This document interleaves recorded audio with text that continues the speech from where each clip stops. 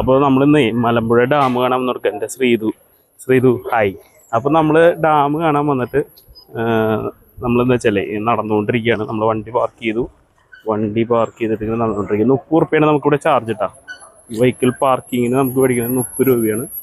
നമ്മുടെ അക്വേറിയം കോംപ്ലക്സിൻ്റെ അവിടെയാണ് നമ്മുടെ ആ പാർക്കിങ് വരുന്നത്. അപ്പോൾ നമ്മൾ വരുമ്പോൾ നമുക്ക് 2 പ്രാവശ്യം നമ്മുടെ ഗൂഗിൾ അമ്മായി വഴി തെറ്റിച്ചല്ല, നമ്മൾ 2 പ്രാവശ്യം വഴി തെറ്റിയിട്ട് പോയി. അതിനുശേഷം നമ്മുടെ ഇവിടെ അക്വേറിയം കോംപ്ലക്സിൻ്റെ അവിടെ നിന്ന് പാർക്കിങ്ങിന് ഇട്ടു.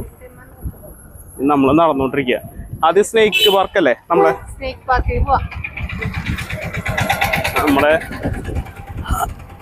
ഉദ്ദേശം എന്ന് വെച്ചാൽ, നമ്മൾ മലമ്പുഴയിൽ വന്നിട്ട് നമ്മുടെ ഉദ്ദേശം എന്ന് വെച്ചാൽ ഫസ്റ്റ് സ്നേക്ക് പാർക്ക് കാണുകയാണ്.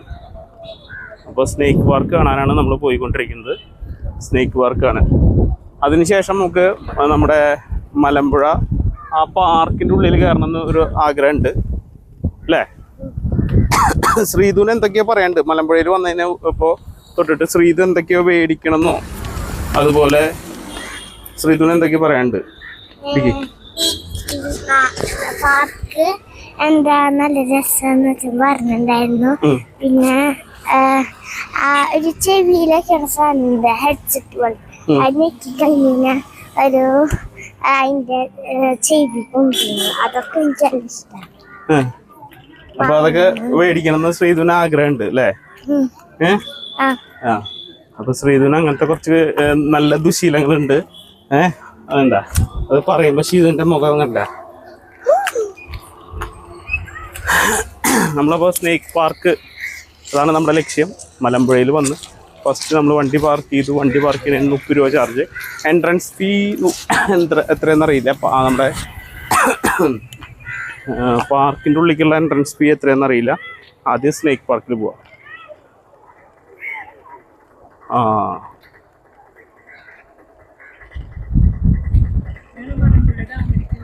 അല്ല, അത് വേറെ രസം. കണ്ടോ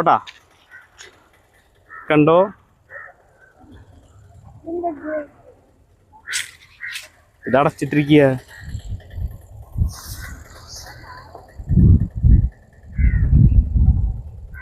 ആരംഭിക്കുന്നതിനാൽ 11-ാം തീയതി തൊട്ട് മലമ്പുഴ ഉദ്യാനം അടച്ചിരുന്നു. സന്ദർശകർക്ക് പ്രവേശനമില്ല. ഇനി അറിയിപ്പ് ഉണ്ടാകുന്നവരെ തുറക്കുന്നതല്ലാന്ന്. നൈസായി സെറ്റായി.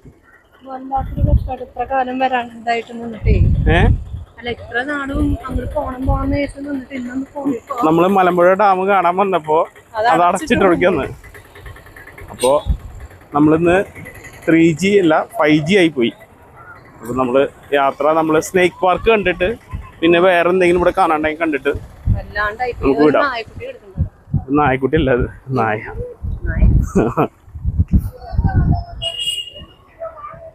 അപ്പൊ ഈ വീഡിയോ നമുക്ക് ഇവിടെ ഓഫ് ചെയ്യാം.